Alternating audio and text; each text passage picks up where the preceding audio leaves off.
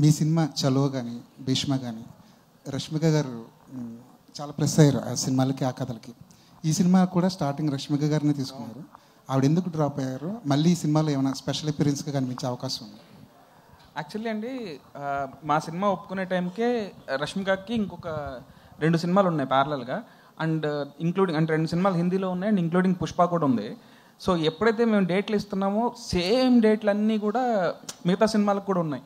So ఇక అసలు అందరూ ఎట్లా ఉంటుందంటే ఇక 2 daysకి లేదా 3 daysకి షెడ్యూల్స్ ప్లాన్ చేసుకోలేక అది ఎవరికి ఫీజిబుల్ కాదని చెప్పి సో ఈ సినిమా వరకు ఓకే డ్రాప్ అవుదాం అని అనుకున్నామండి. స్పెషల్ అపియరెన్స్కి అసలు స్కోప్ లేదు ఈ సినిమాలో.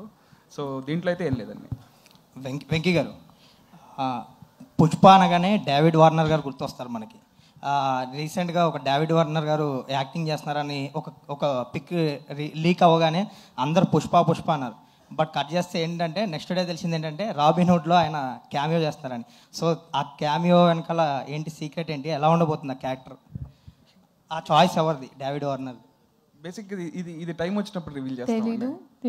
గుర్తులేదు గుర్తులేదు, మర్చిపోయాను. మర్చిపోయాను. అండ్ ఈ సినిమాలో